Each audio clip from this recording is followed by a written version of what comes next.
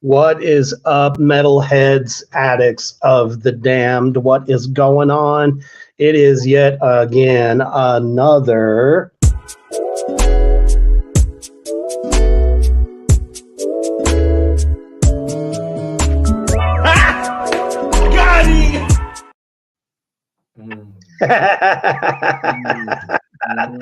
All right, if you got a fistful of ones, go ahead and start throwing them now. I'm just playing. It's another Mommy Milkers Monday, and the big bad devil daddy is under the weather, but that is okay.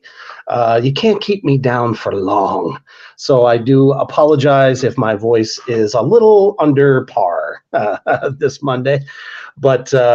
Yeah, guys, share it out, share it anywhere, everywhere that there is a Dark Throne lover, metalhead. I don't give a fuck. Please make sure that we get it out there because we're going to be talking about their new album, It Beckons Us All. And especially if you're a fan of Viking lore, there's a lot of that in here. So get ready as we give you our synopsis of this record. And, the one thing that I will say is keep an open mind. I will probably say that a lot, but this album is actually really fucking good, especially if you are a very dark, doomy kind of metal fan. You're really going to like this record. Before we get into it, we're going to take a quick commercial break here to our brother overseas at Poison Valley Clothing. Check that shit out. Allahu Akbar!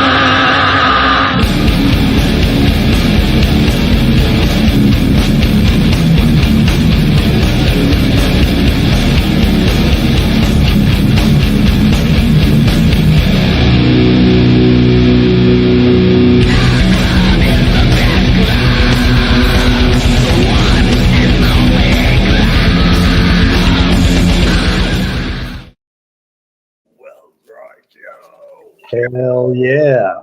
So if you are a fan of horror art, as we all are here at Morgrot Entertainment, make sure you check out Poison Valley Clothing for all your custom horror t-shirt designs, especially any of the bands that currently represent Poison Valley Clothing as well.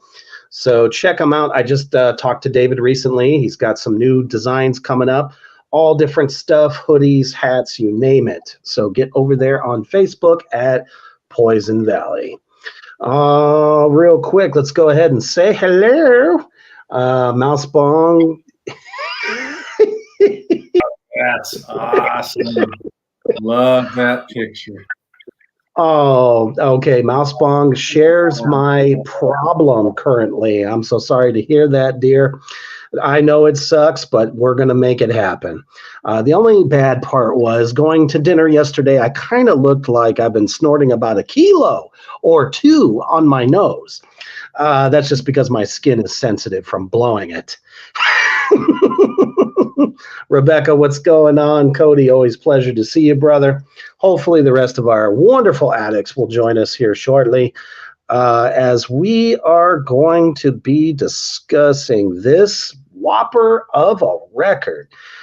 Definitely something that I think you want to put in your playlist, or definitely get the disc or even the vinyl. Actually, this album to me is so vinyl worthy. You're probably going to want to get it on vinyl because I think it'll sound even better. We, of course, are talking about Dark Throne.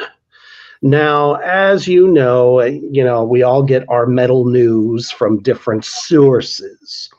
But once again, don't listen to some of these idiots that are doing reviews. Now, some people, like the ones that Hoofbeast there watches, seem to have a little bit of a better view on most stuff that is, heavy in a different way or explorative or anything like that. But man, some of these motherfuckers, man, it's just like they just shitting on it just to shit on it, and it gets old.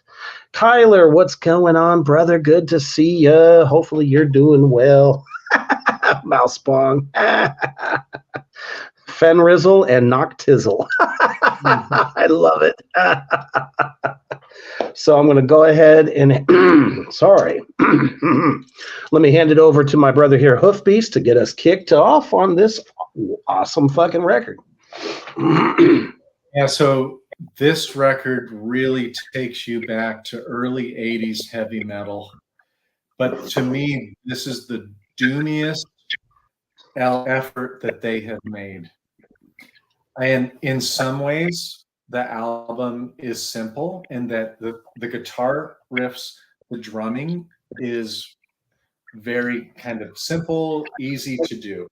There's nothing in the guitar that's difficult to do that Nocturno does.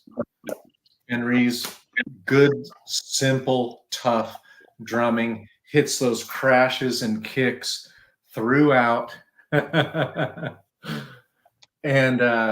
it's just tasty. It fits perfectly. And it goes right along with Dark Throne. They are not here to try to show off to anybody. They don't have to. They are being their fucking self, and they don't give even half a shit what all these fucking assholes who are dogging them out say. And I'm right with them. Now, I watched Questy. He's a guy from England, and he has a good YouTube channel. He's really into funeral doom, so that's he's who got me into Ahab. But he really loves black metal. He especially loves Dark Throne, and especially like Transylvania, like the earlier types of Dark Throne. He's really well versed. He really liked this record a lot. The only thing he doesn't like is the Tom G. Warrior delivery by Nocturno. Come on. I mean, how could they have not have been fans of Celtic Frost for all these fucking years? Seriously, it's like just because somebody somewhat resembles that vocalist, or they're not trying to rip them off. It's not a deliberate thing. I mean, your voice is your voice, and if that's the way you feel comfortable singing, more power to you. I mean, shit. We all loved Celtic Frost. So, Tom G. Warrior, come on. Super fucking awesome. Like what I'll say about this is, if we think about the vocalists in doom metal, and especially extreme metal, funeral doom and stuff like that, we have Ahab on one end that is really clean at times, and then really low and guttural at times. If we look at Hooded Menace, it's all death metal, and they're more like death doom, but it's more of a death metal delivery that you could dare say sounds like a lot of others. You could say that in my low gutturals, I sound a lot like many other people in my delivery. Your influence.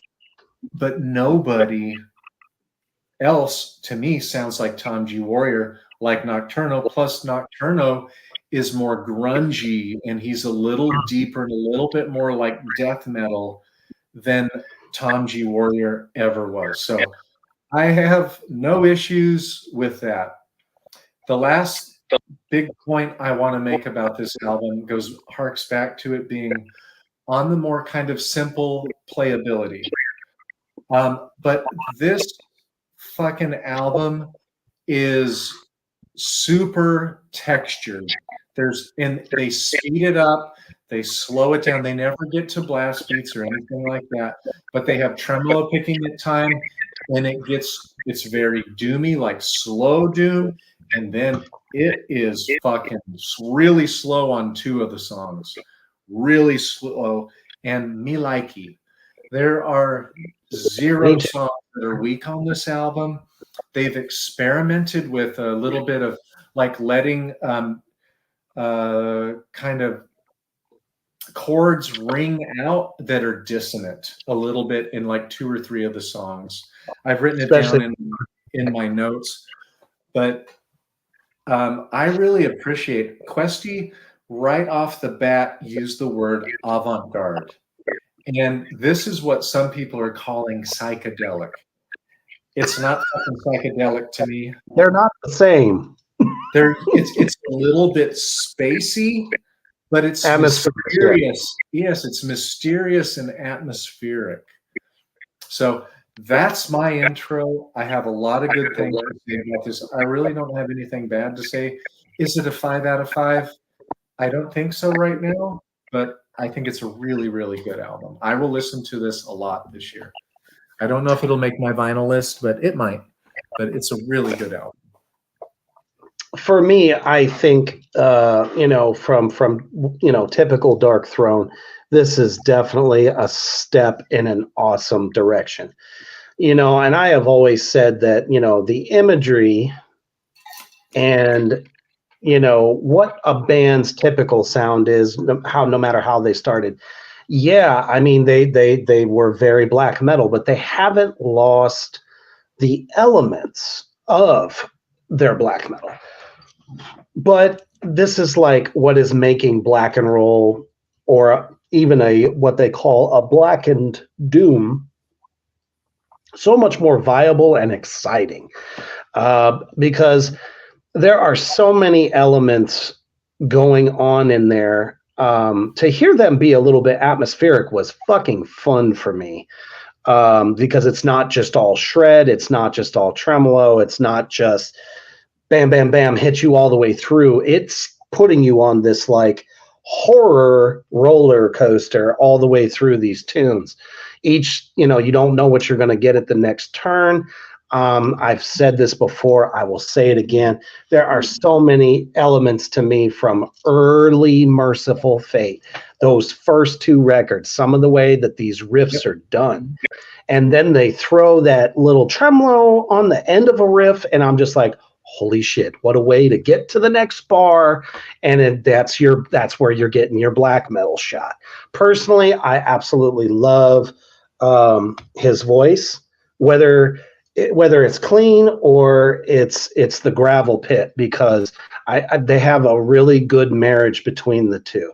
The only negative thing I'm going to say, and I know I'm that drummer, that flat fucking snare drum sound drives me nuts. I think, I'm sorry. I'm not sorry. There still can be a good earthy tone, but still get just enough crack to make you feel it in your spine. That's just me. And people act like, and this is what I hate about other reviewers, like these bigger people, that's all they do. It's like bands have been around, 10, 20, 30 years. They can be as creative as they want to, in my opinion. And, there are not just this band, but there are other staple black metal bands that are doing a bit of a doomier, almost like a Black and Doom kind of thing. It's like, I feel like they're getting back to their roots. But the moment you compare this record to Metallica's 72 Seasons, you make me want to jump down your throat and fucking pull your intestines out through your throat. I don't care if I get canceled on Facebook for saying that. That's just how I feel. This band, is just a motherfucking Megatron. I love them. And I love that they keep upping the ante. As a matter of fact, Kyler says, I have to ask, if a band doesn't evolve, is it really a metal band? In my opinion, no, because you got to stay fresh. You know, you got to do, I mean, especially as long as these guys have been around, there's nothing wrong with like getting back to roots, as Mouse Bong said here a little bit, a couple of steps back. She says, from the start, the record is hearkening back to that early 80s sound. Yeah, we all appreciate that because, God damn it, we're still playing our old records from back then. There's a reason. There was a magic to it. And with this black and roll thing that I never really knew existed, but I'm really starting to dig it a hell of a lot more. And, you know, ever since I came across the Coffin Storm, go figure, it's really made me a fan. And I can see its relevancy with Doom, with multiple tempo changes, and kind of adding that Doom guitar tone. And the only thing that I noticed was for the first two songs on this, I don't know if this was intentional, but the guitar tone changes by the third track and then stays that way all the way through the rest of the record. So that might have been deliberate. I just thought it was a little bit weaker in the beginning. That's the only thing I'm going to say. But still super enjoyable. And we can't wait to go through these tracks with you guys. Yes, Mouse Bong, all the fucking way. Fuck Metallica. She says, oh my God, OMG, I agree, Reaper. I hate the snare sound on this. It sounds like it's padded with a pillow. Yeah, you know, it's the equivalent to taking, like we used to do in the old days, where you take a bunch of paper towel, fold it up into a square, take a piece of duct tape, snap that motherfucker to the top, and you would get this like thud sound. We don't do that anymore. And one last comment here. Oh, go ahead. I was going to say my opinion on the snare is that it doesn't really bother me, but I don't prefer it. Like I don't have a huge problem but I'm more of a guitar guy, and so like for me, like the amount of variety in every song, the tempo changes, it's like a soup. And sometimes people screw up by they make a bad soup. They put too many things.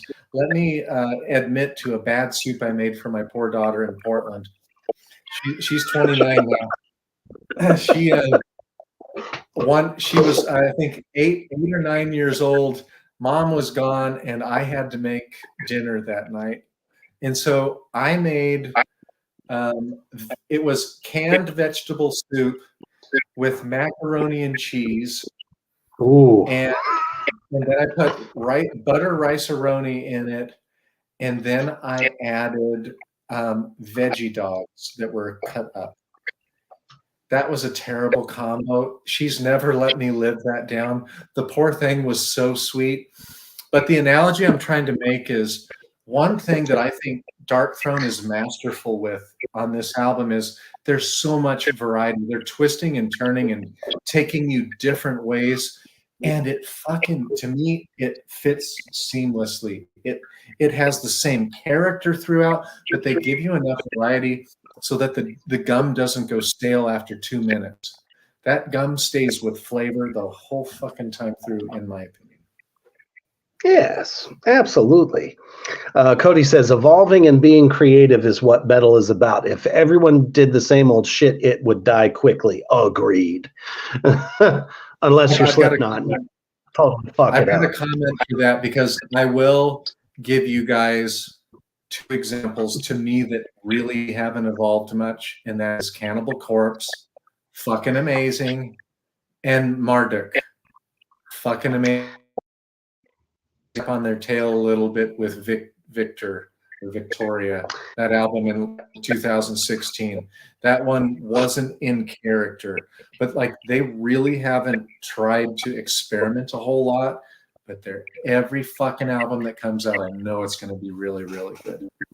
Or almost. Well, and that's kind of the nice thing in the testament to them is that even though they're just staying true to their style, it's still new and exciting. It doesn't sound like throwback. Mousebong says, ha ha ha, sounds like an interesting dish. Arcane says, honestly, yeah, Dark Throne's new album really is a fresh new experience. And, I think that's what this is fucking all about, man. When you're rooted in darkness, there are so many different tasty ways you can take it and still be heavy at the same time. All right, let's go ahead and hit this opening track, man. Hallowing Primitive Colonies. Can I give a double birds first to that asshat that compared this to Metallica's 72 Seasons? Fucking fuck you. Fuck both of these. Take both of my fists, then take my elbow and my whole forearm sideways and shove it straight up your ass. That's fucking bullshit, because this is a dark album. There's no darkness in fucking Metallica. There has not been true darkness in years and years and years. There's been no edge. This is a grungy, sappy, filthy, grimy, dark experience. That's one of the most ridiculous things I've ever. Yep, Arcane. This Asset Reaper will tell you about. He's the one that read that one. I haven't read this one. Oh yes. He's quickly becoming my new JD from a couple years back. One of my most hated writers of metal reviews. This guy is like, he's almost there. And the only darkness that Metallica could possibly muster is the gaping hole in Lars's ass. So we're talking about Hallowing Primitive. I fucking the Hallowing Primitive Colonies. Great opening track. The tom work is electric. I really enjoy those little breaks where the guitar is riffing and the drummer is just doing some really good tom work under that, setting you up for a killer verse. The dissonant atmospheric guitar that's being laid over is really tasty. Like I said, the tone itself seems like it was maybe turned down a little bit or just a little bit back in the fray. Maybe that's why I don't feel like it's as powerful as we get past the second track. But I dig it. I dig the rhythm changes. Solid fucking opening song for me, brother. Yeah, I agree. It has a real spacey intro. It's super slow. It gets really there's a really chunky beginning when the guitars come in. It's real chunky, and then it's Tom G. Warrior barking grunts with nocturnos, darker, more full sound. But I love Celtic Frost. I always have. I'm right with Fenriz. Fenriz and Nocturnal, love them. I can't help get away from that.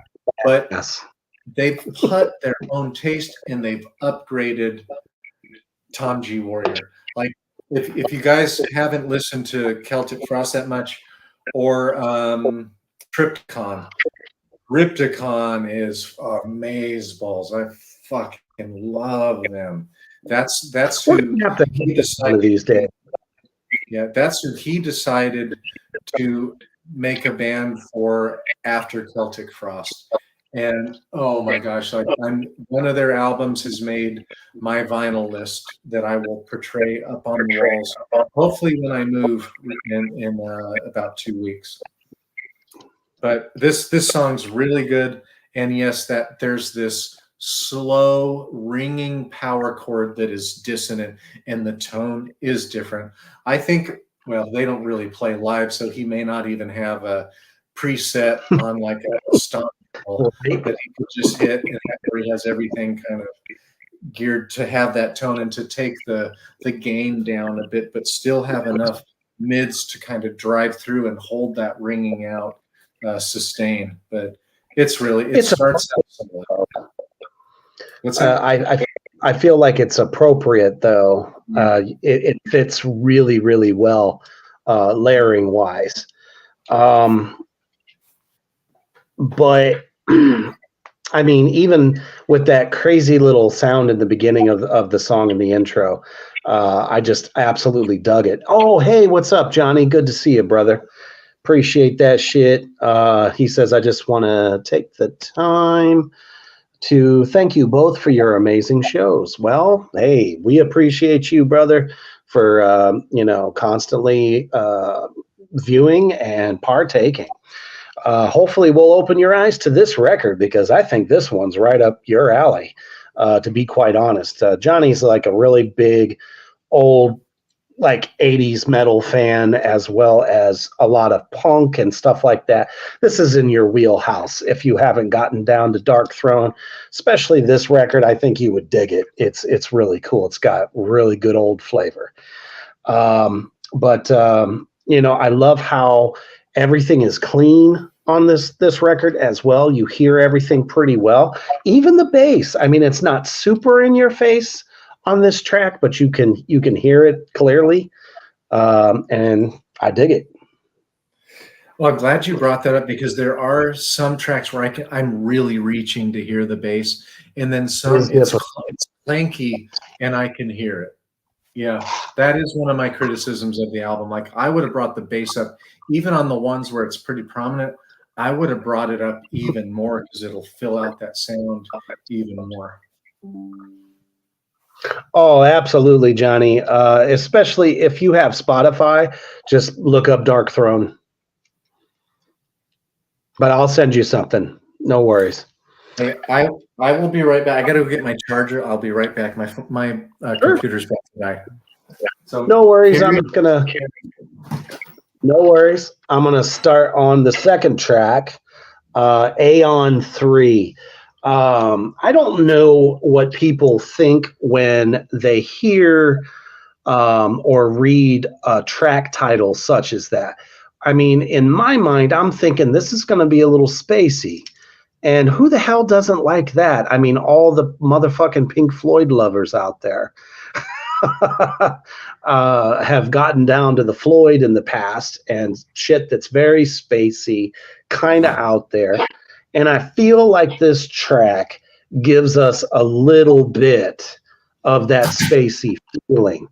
But at the same token, after it kicks in, Sleep Token? No. We're just gonna ban motherfucking name of Sleep Token from this show. It is not allowed. This is a safe space for everyone. You will not be bombarded with that trash.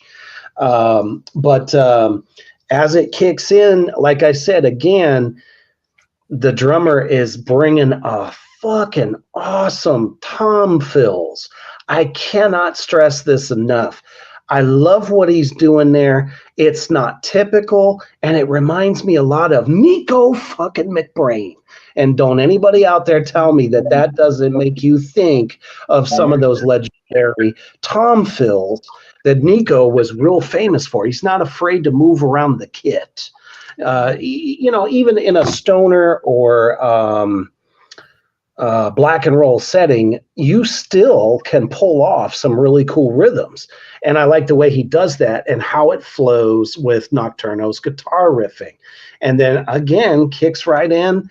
It's got that straightforward tap, tap, tap, tap, which is, in this type of music, it's very important, and I see why, because it drives.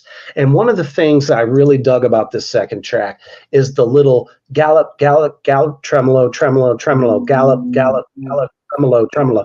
I mean, that shit just makes me want to get up and like give somebody a forearm to the face. I love that shit. Again, a little bit of Iron Maiden for some of y'all, because that's where the Gallop really came from. And I don't know, solid fucking track. The guitar still a little bit back in the fray. I would have liked it to be a little bit more prominent in the mix, but otherwise, I fucking love the track.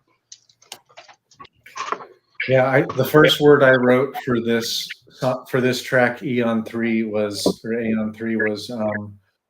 galloping, fun, heavy metal with 8 single notes for the riff. They're I counted them, 8 single notes for the riff, very catchy, and then they have a little bit of tremolo. They trail it off with some tremolo picking, which kind of harkens back to the black metal.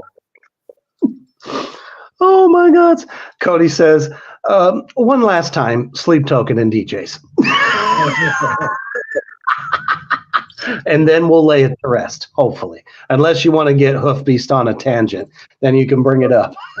I'm very distractible.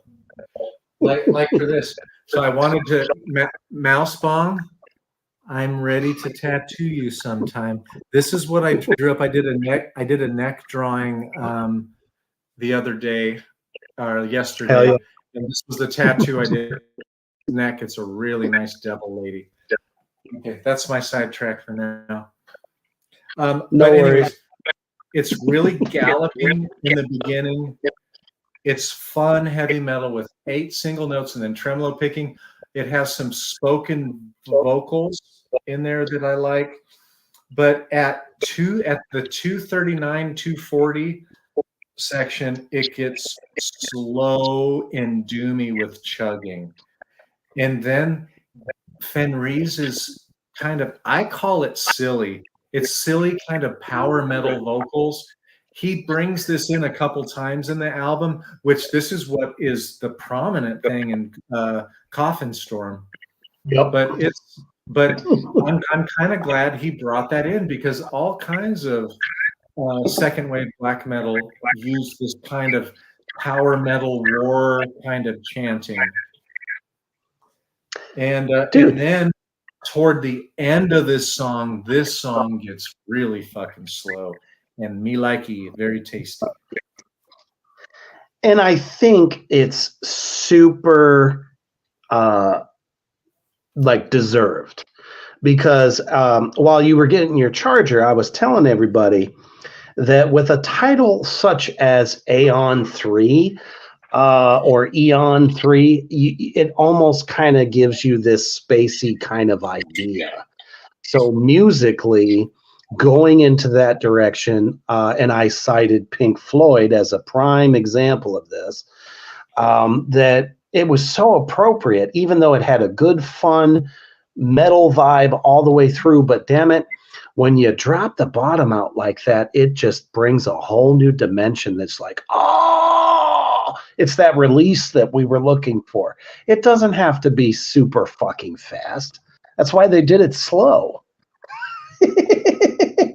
So I'm going to turn it over to our wonderful friend here, known as the Angry Metal Head, because I believe he had something to say, a little too much to say, actually. Let me double check here. Here we go. Yep. So it should be my third one. Hopefully this is the right one. Let's get him up here since he's a fucking chode. Yeah. While Colto refuses to sing on this album, Fenriz cleans on Aeon 3 are buried in the back and completely encapsulated in effects. And though the heavy hand has an engaging, haunting attitude, it spends 4 minutes going nowhere. Holy crap. And just to let you guys know, here's the first reference to Metallica. He says, it's one of the more surprising pieces because it opens with reverberating clean guitars that feel like it's about to morph into a Metallica ballad. A Metallica ballad Morgrat universe. You'll see, if you haven't gotten all the way through the record yet, that you'll know which song he's talking about, because they did something different and it was fucking brilliant. We'll get to that later, though. In my opinion, it was very, very brilliant. Oh, shit, we got all kinds of stuff here. Mouseblanc says, for Eon, I wrote kinda dinky sounding until about halfway. That's hilarious. Johnny says, I turned a guy onto Therion at my free comic book day event. Hey, right on. I remember we talked a little bit about them a while ago. Mouseblanc. She says, that is a chode take. I loved Heavy Hand. You see what I mean? This guy is an idiot. I think he's stuck in one dimension, which is really strange because a lot of his reviews on like 80s sounding bands are usually pretty good, but he just didn't, I don't know. He said out of all the Dark Throne reviews that he's done over the years, this was his most disappointing. If you can imagine that. All right. Take us into the bombastic Black Dawn affiliation because this song is just bad fucking ass. This one has the most plays on Spotify for them right now. And I can see. Or for the new album. I think Transylvania Hunger has more than that. But, this song has tremolo bending. It's a bit more up-tempo. It's a mid-tempo, but a little bit of a faster mid-tempo. It has harmonizing guitars in there every now and then that I like quite a bit. And like, this is where chode take it. In fact, I'm going to turn that into a button, so you got it. But this is the song, like going through it when I actually had to write things down. Or I wrote, this is where I was like, wow, this song really has it. It has good energy, good tempo throughout, and it's loaded with different textures. That's where, to me, the different textures, i.e. the tempo changes, the different guitar tone changes. There's so many flavors in this. This is a really good song. It's one of my favorites on there. I don't know if I have a favorite because I have so many that I like for different reasons. Like yeah. The Aeon 3, I like. No. The first one I like because of the slow ringing dissonant tone. I fucking love that. And I hadn't really heard them do that before. They've really realized the importance and the relevancy of doing a dissonant move like that, because it adds a eerie fucking feeling to a track, and we talk about those multiple levels of heavy. It's not necessarily in speed, it's in how it's delivered, the tone, especially when it comes to guitars. Because I know I'm a drummer. I know I am all, everything percussion.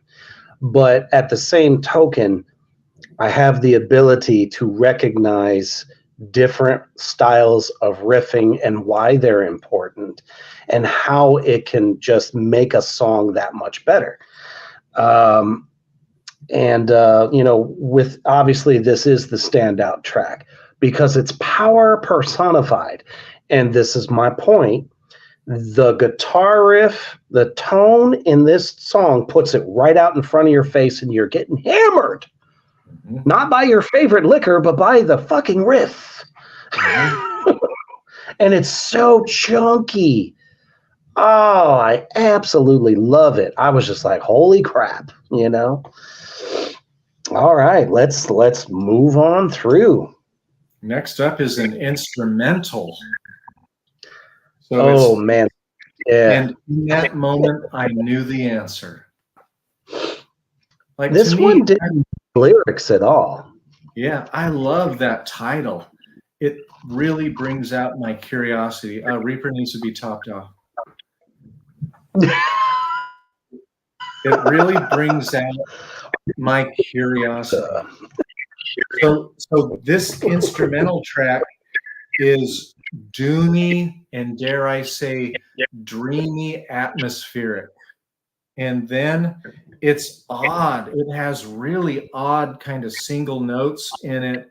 It's not like super, super odd, like maybe Ulcerate or some of these other kind of avant-garde bands that we're listening to that are super dissonant. It's not like that, but it really is odd and weird. This is the first song where I felt like they were being really avant-garde. Now, in the intro at the very beginning of Howling Primitive Colonies, the first track, they kind of do that. But this is a very catchy instrumental as well. Absolutely. And a lot of people go by hooks, and this one definitely brings a hook that just kind of draws you in, and it's unrelenting. Again, this takes me back to Merciful Fate, Melissa, the guitar work on that record, because it's like it zigzags, takes you into another part that turns into another part, but it's flawless, and I really got to commend them on that. Let's see, we got some stuff here. So Johnny says, definitely been tweaking my unique guitar sound for years, trying to get it just right, but some of my songs require some of my specific guitars to achieve that feel for that particular track. Well, when you have an idea and what you want to do with it, you gotta go with what you gotta go with. Mousebong says, I found and in that moment to have a very cool, dark rock and roll vibe. Yes, doom and roll. She gets it. Absolutely. That's what's so cool about it. That's what I was telling you. It's like multiple dimensions in one song, and that's why everybody loves it. Except for some of the assholes who've been reviewing the album. I almost wonder, can they not get their heads stuck out of Darkthrone's first few albums where they were, the pre-emerging second wave, and then they were solidly, like Panzerfaust, really second wave black metal, wonderful albums. Let them fucking evolve. Who right now is hearkening back to early 80s metal to where we can relate? We can say, yeah, that sounds like that. It reminds me of them, Merciful Fate, Celtic Frost, Hellhammer, Bathory. But there's still Darkthrone. They have done it in a way that it even kind of modernized it. It's like so thick and chunky. It's way more thick and chunky and layered than anything that was done in the 80s. To me, old Merciful Fate was super clean and a little bit more progressive in the vein of kind of King Diamond's progressive feel for the riffage. This is just, it feels like early 80s, but it's like the king of early 80s to me. You know what I mean? See, you see it. You see it like I see. I mean, I hear it. I can envision it. I even heard a little bit of that baritone voice in, a couple of these songs too. I mean, you got to remember, King influenced so many people, but at the same token, Venom too. I can hear a lot of Venom in this, and they were pretty much like the first black and roll band, So I don't know. That's argued that there's so many different arguments when it comes to that stuff. But yeah, let's let's move on to the next. Now this one, I don't know. I absolutely think it's doomy genius. And we're talking about the bird people of Nordland.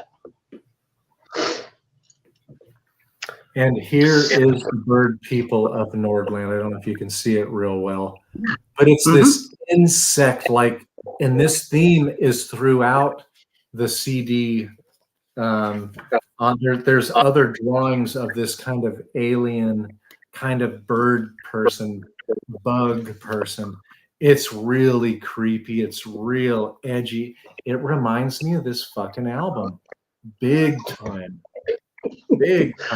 Like it's dirty. Down. So sorry. Just so you know, folks, I'm doing this out of a hotel at the moment, so bear with me. I promise next time Baphomet won't fall down. I think the ghost of Jesus must be in your room. Did you invite Jesus to your room? I threw it out the window.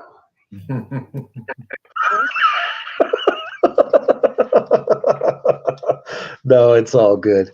But, that's hilarious. Okay, so Arcane says, dun dun dun, the bird people. I mean, come on, man. That is very indicative of Norse culture. Why? Because there were many different tribes, if you will, that certain warriors would dress up as different animals and kind of like embody those spirits to try to, scare their enemy, surprise them, whatever you want to call it. So depicting this in such a dark way, I think the song captures the title. Yeah, it's really slow and sludgy in the beginning, super slow. And then it picks up. That just because there's so much variety in this album, it picks up. It's one of the more faster paced songs at times. It has really good tremolo picking in it. It has a dreamy solo, which is unusual for definitely typical for them, yeah. Doesn't do solos very often, but it has a very dreamy, atmospheric solo, and I really like it a lot. It's, to me, that solo goes with this idea of the bird people. And to me, this song also is more driving. It's about as driving as Black Dawn Affiliation. That's another one that's pretty driving. Absolutely. I think it's literally just as strong. But for whatever reason, some of the critics, if you will, didn't really care for the song. As a matter of fact, I'm going to go ahead and pull up, I think this might be the one. Nope. Hold on. Maybe it's...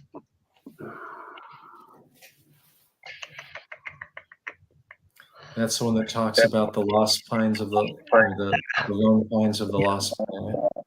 My bad. Unfortunately, I didn't snag the one for this one. I had it, but I guess it didn't upload. But he just kind of trashed it, and I don't understand why. Because it's just as strong as the top most played track, like you said, Black Dawn Affiliation, because they're the really big drivers of this record. But now we're going to talk about one of my all-time favorite tracks off this record, and I think both these shares my addiction to this one, and it is a doomy piece of awesome known as The Heavy Hand. It makes me wonder if a lot of these reviewers, like I alluded to in the past, just expect them to be black metal, and their panties are in a wad because they don't do black metal anymore. They're heavy metal now. They're heavy metal and very doomy now. They really are like doom roll. Doom You and know, roll. yeah, it is totally doom and roll in my opinion. So, I mean, who cares that they shed the ferocity to do something else that they are very creatively influenced by? It would be one thing. Okay, let's put it like this. Let's say they were super great at black metal, which they were. Hello. But if they switched to this and it sucked, okay, then maybe they shouldn't do that. But the fact that with this record doesn't suck at all, in my opinion. Maybe there's stronger tracks than others, but other than that, I think they did a fantastic job. So fuck those guys. Oh my goodness, this is hilarious. So Mouse Bong says, Bird People is another fun and interesting track. Love the Vox on that one. And it's also kind of danceable. I would love to see what dance would go with that song, as I'm sure Hoofbeast is wondering right now. I'm just playing. I'm convinced that guy didn't really listen to the record. And honestly, though, I think in some cases, some of these reviewers listen to about, let's say, 60 seconds of a song and have their opinion. I think there's also a prejudice against doom in extreme metal quite a bit. I really do feel that there is. And like for me, of course, there's no guitar wankery in this, but it's loaded with artistry. It's loaded with artistry throughout the whole fucking album. There's no guitar wankery though. And some people want guitar wankery. To me, like Cannibal Corpse, I love their riffing, but that's a hard listen. Like I have to listen intently because it's so fast and the changes are so fast. I really cannot be doing something else to really appreciate it because it sounds a little bit more on the noise side for me. But this is fucking catchy throughout. Fucking the Heavy Hand is super doomy, and it's the most slow song that they have. It's slow. They drop it here. To me, it's fun, you know? Yeah. And it adds that second layer of heaviness in the fact that it is slow, it is chuggalicious, it's dark as hell, and the lyrics itself, it's a struggle. The heavy hand. It says the heavy hand wears the heavy crown. That's what the song's about. It's like what it's like to be probably a chieftain in a tribe in Norway at that time of the Vikings. Come on. Do you know how much that had to suck? It's true. Everything I've ever read, man. You want to talk about stress. Everybody thinks they have stress. Imagine living amongst Vikings, like the real deal, not just the wannabes that want to look like Vikings. Could you imagine every day living in not necessarily fear, but having to be ready at any moment to go? And I mean throw down, especially if you're the one leading them. It's kind of like, social media is at our hands all day long. We have access to all kinds of people pretending.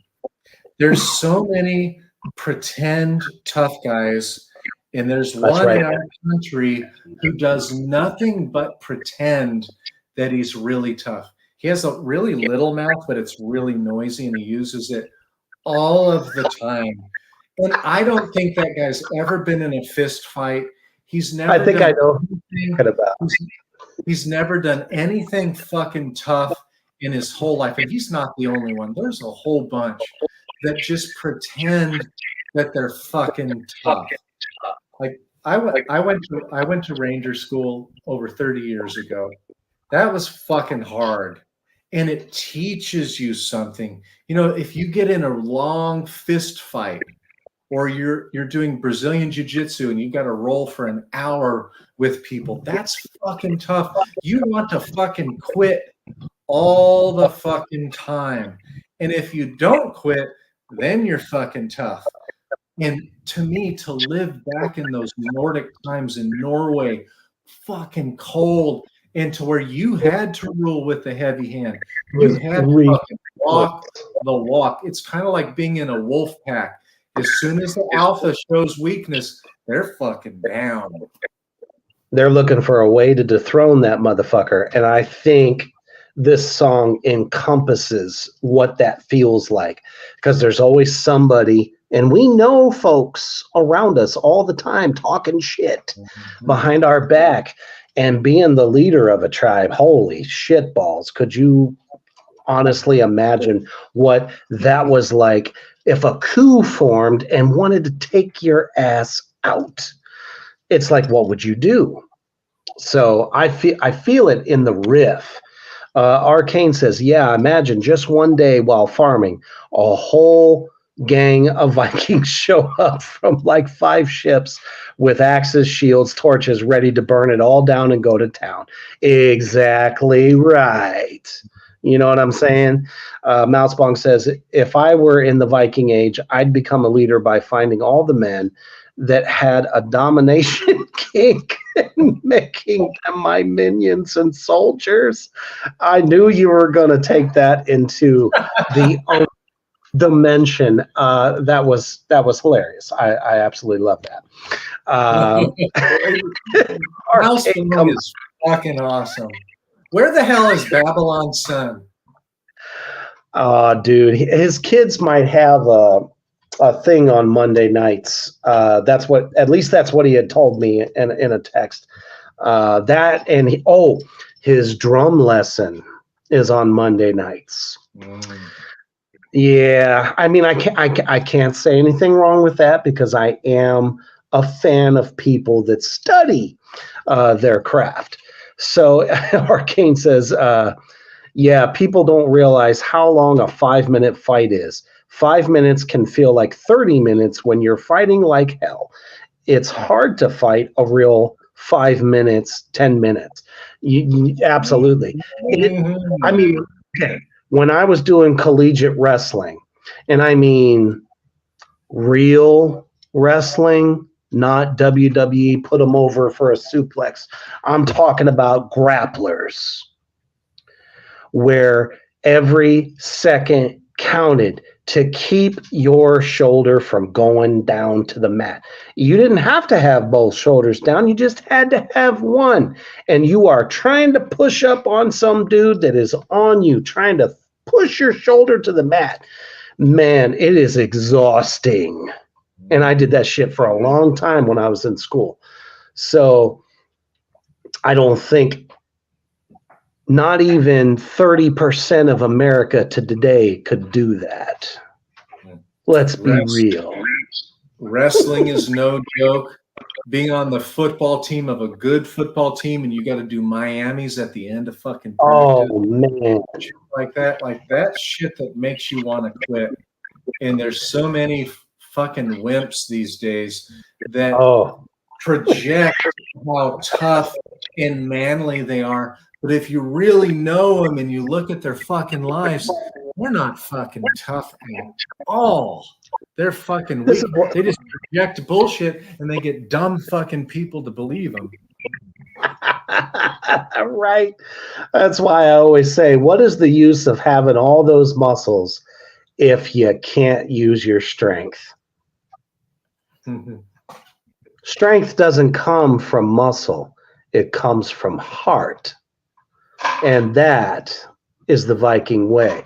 And I feel, this whole record is like projecting that, like the heart of those people. I mean, that's where they come from. That's where they were born. And I love the fact that they're going back to roots. And that's why I love the final track as we get ready to close for this evening, The Lone Pines of the Lost Planet. And I can't understand why this asshole didn't like it. I'll let you go ahead and kick us off with these. Yeah, so it starts off with an acoustic guitar playing, and it's really, really different for them. Thank you. Give us something different to chew on. Thank you. There's nothing wrong with that. It's still heavy, filthy, and dark. It's just not fast. So And it many doesn't dimensions to no this vocals. track. Anyway. But then the riffs kick in, and this song is approaching 10 minutes, which is another thing that Darkthrone doesn't do. But part of the reason why it takes the Human the Hoofbeast songs is because it gets into funeral doom territory. It gets super fucking slow, and that eats up time because you still have to play the riffs, and the riffs might have 8 different power chords on there, or 8 different single notes that you're holding on to and letting ring out. So this song is long. It's beautiful. I totally appreciate it. I'm glad it's the last song on the album because it closes it out. And as I've said about so many other albums, this like many other Doom albums are great with the Devil's Lettuce. So if you like it without the Devil's Lettuce, like I do, and then you try it on with the Devil's Lettuce and bourbon, then it's even better. You really don't need any substance to kind of help you with this. Great album to me. Great album to me. And to me, I would give this at least a 3.5 out of 5 stars, probably a 4 out of 5 stars. I just need to listen to it like for about a month before I kind of know where it's going to go.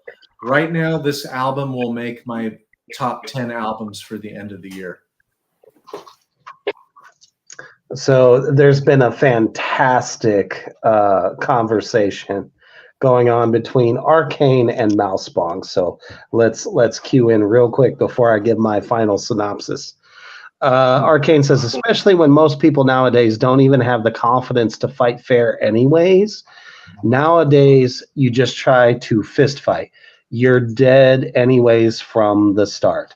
And then Mousebong says, I don't like Viking metal, the subgenre, but I enjoyed this record that is Viking themed.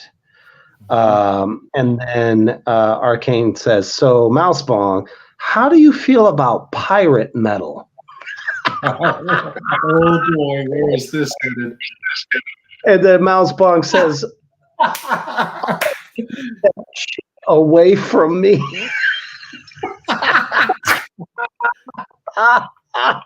She says I can't stand that shanty Heidi ho shit. I absolutely love this. Oh, come on. Don't you like a good sea shanty while you're rob some booty with your blunderbuss and cutlass? What the fuck? And she's dying. That's all I know. Hilarious. I absolutely love the fact that you guys had that conversation because I'm not a pirate metal fan. I don't think metal and shanties go very well together. I would rather hear it in its traditional way, and that's fine. Like, I'm a huge Pirate of the Caribbean fan. I'm sure you probably didn't know that. But I do love those films, and I liked it in its traditional way. It meant more. Metal-wise, it just sounds stupid. Yeah, it's got a heavy Velveeta feel. Like, this is why there's a lot of power metal that I don't like, because it has that same feel to me. I don't like that cheesy Heidi How shit. Well, it comes off as pretentious. They're pretending to be, and half the time they don't even fucking come from there. So what does that tell you? Right? It's a gimmick, and people fall for it, and that's fine. Oh, Cody, this is hilarious.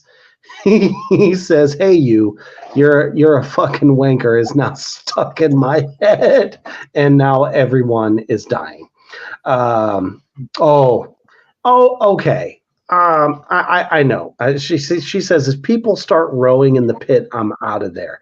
I understand that, but what I thought was kind of cool about that, just hear me out. You have to remember that the band, God damn it. Thank you. Amon Amarth are true fucking Vikings from the core. It's in their blood. And the fact that fans were kind of showing respect in that way, I thought was kind of cool. Like the band was one with their fans. That's what I thought was cool about that. Some people will probably say, oh, that's some pussy shit, all that, whatever. But the fact that it's more than just culture, it's belief, it's their heritage.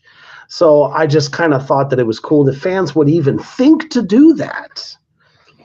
They were serious about it. I just thought that was cool. Instead of kicking somebody in, I just read earlier, you can even ask my wife, I just read earlier that somebody, a fan, was at a pop punk concert, and the asshole vocalist jumped off stage and caused him a spinal injury. This kid's never going to walk again. So I'll take a crowd rowing over some dude jumping off the stage and like disabling a fan. You know what I mean? And that isn't even that heavy of music. That's just crazy to me. I'm with Mousebong. I'm with Mousebong on the rowing. It really disappointed me to see that, but I really like Amon Amarth, but I want Amon Amarth to only play Twilight of the Thunder Gods and all the albums that came before that. They're so recycled and a bit boring to me now, and I just don't care for them all that much. But I've never seen them, so I want to see them. But I'm waiting for them to play the older shit, not the newer stuff. Newer stuff's a little flat. As far as I know, they still do. They still play those songs. You have to remember, Amon Amarth has been around longer than most people realize. These guys are much older, and in a way, there is a metal renaissance going on creatively, like the bands that have influenced them. They made a big mistake. They took a Viking drinking song and turned it into a metal song, which is Heidrun. And when people heard that song, they were like, what the fuck is this? This isn't heavy. What are we talking about here? That's why I say pirate metal, doing shanties in the metal form doesn't work. Same thing with a Viking sing-along. You don't put it into metal. If you want to talk about the sagas, if you want to talk about, overthrowing some distant land, go for it. But man, don't put it to metal. Leave that in the fucking mead halls, okay? I told you once, I'll tell you again. They made a serious mistake with that song. Some people dug it, some people didn't. Personally, I thought it was a mistake because they kind of checked their heaviness at the door with that tune. It happens sometimes, But with this record, and with the last tune, I thought it was absolutely 10 minutes of brilliance. Now, I think you had seen this before. I had it. Let me see if this is the one that talks about it.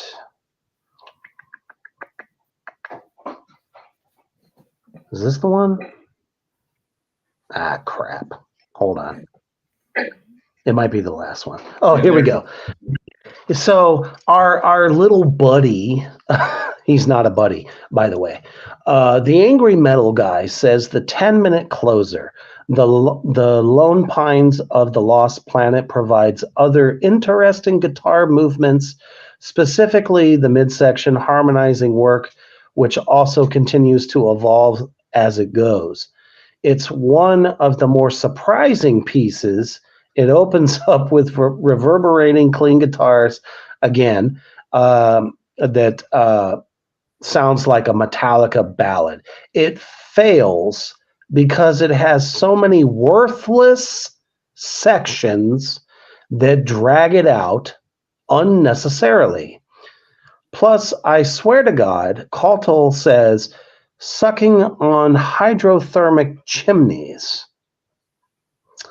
I don't think that's what he meant, but at least it contributes something to the album, unlike the absolutely worthless instrumental. And in that moment, I knew the answer. That is abysmal. How can you say that? That it just drags on. There's nothing about this track. If there's one thing you guys take away from this review, that last track doesn't drag on aimlessly. Every part has a specific feeling to it. And, you know, there are so many bands that we have talked about that have, you know, such as Human the Hoofbeast, 12-minute long songs where you are taken on a ride and there's something new at every turn. I thought it was brilliant to end with this piece. I really do. It's one of my most favorite tracks on the record. Again, okay, I will say, not exactly a 5 out of 5, but I am going to give it a solid 4. That is my vote. Not going to argue with that. Good album, and I think this is one that will mature with time. I'm going to like it more, listening to it a little bit more, because it's really layered. Simple but layered. Simple but tasty. You know, I don't know. It's really kind of a testament to everyone thinking that heavy music has to be so technical. I mean, there are literally hundreds of bands. If technical is your thing, go listen to it. Okay? For those of you that are not tech fiends, as I like to call them, there's nothing wrong with that. You guys can love all the technical bands you like. I even have some favorites too, but damn it, sometimes I want to pop a CD or yeah, I'm showing my age again, or Spotify for all you Spotify people out there in the Morgrot universe. I want to put something on that I can just kind of groove to, chill to, or just be like, man, this is just a fun record. And I don't want to have to grab into the 80s, 90s realm to get it. This record, I'm going to grab because I think it's badass. It's going to go on my shop playlist, and it's just a really cool album that I think that if people didn't like Dark Throne before, especially Doom people, you're going to love this record even more because it has those elements that Doom lovers love. So give it a shot. Definitely don't listen to the reviewer. I want to piggyback on your point. I don't know if people can read it's right in front of my middle finger, but it says no metronome since 1997. And that really is their character. I don't think it can read it. No metronome since 1997. They don't give a fuck about perfection and being perfectly clean. These are like the kings of dirty, grimy darkness. You know, let's talk about that for a second. That was the attitude that Motorhead had from the very beginning. We don't care. This is what we like. This is what we do, and we're not going to change ourselves for any reason whatsoever. So, like I said before, if you're not a Dark Throne fan, you might want to check this record out. Whether you're a black metal fan, a doom metal fan, or an 80s kind of a fan of metal, this album encompasses all of that. It has attitude. It has, like Hoofbeast has said many times, multiple layers, and you can really kind of like coexist with this record in a fun way. And let's face it, when you have everybody out there, you got your Sleep Tokens trying to do, a fad that this is how I sell my music. These guys are not doing that. And let's bring the dirtiness back to metal. I think that's exactly what metal needs. Attitude. That's what it was about from the very beginning, right? Mm-hmm. So you don't necessarily have to take our word for this, guys out there in the Morgrot universe. But if you do take one thing away from this, give it a shot. See how it sits with you. You just might like it. Dark Throne is definitely time-tested. They're fantastic musicians, and they bring something different to the table. Thank you guys so much for joining us on, I got a thunderstorm with lightning going on outside. It's fantastic. On this abysmal Monday evening, it was definitely cool to have you guys definitely tuning in and choosing us for your Monday night entertainment. Always, you guys out there in the crowd, you make it so much fun for us. Mm-hmm. Because without you guys, there's no us. It's just two assholes talking about a band that we dig. Yabelka, oh my goodness, I am so sorry. I did not realize you were with us. Hello. She says she has the Florida heat. Well, here it's a little bit cold. I'm not sure about Hoofbeast at the moment, but yeah. I appreciate you. And we had a new viewer also tune in this evening. Hello, Crystal. She says, it just depends what I'm doing if I want something deep, dark, and long versus quick and crazy. Musically, of course. I love that. That is fantastic. If I'm like really pissed off or in a dark place, I'm probably not going to listen to this album. I have super heavy extreme metal albums that I will probably go to. So I feel that comment very, very much so. But, definitely go ahead. I think Crystal would be a great playmate for Mousebong on these shows. So if you want to interact with Arcane and Mousebong, watch the program through YouTube, because that's what they always watch it through YouTube. So if you want to see their comments and jump on and join the fun, go YouTube. But make sure Reaper sees all your comments. Don't hesitate to comment. If Reaper likes your comment, he's bringing it on, and we're going to discuss it. And he can't like everything. Sometimes there's a whole lot of them. I do my best to keep up. And like I said, you guys make it so much fun. We love your input. And, don't be afraid to tell us we're crazy, because let's face it. Did you look at me recently? I'm pretty crazy. So definitely stay tuned this week, because we got a great Reapers Underground this Thursday with myself and two of the cast members of two killer movies coming out very, very soon. Crack Coon and what the hell is that? I'm so sorry. Killer Summer Camp Part 2. So if you guys are fans of those indie horror films, they're about to drop. And I got 2 of the best cast members showing up for that. So check us out on Thursday. We're not going to have the goddamn program this weekend. So stay tuned for that. I think we're going to do it the following week. So I don't know. I'll try to see if maybe we can fit something extra in this weekend. But it'll definitely be back next week. Totally love and appreciate you all. You guys make it so enjoyable.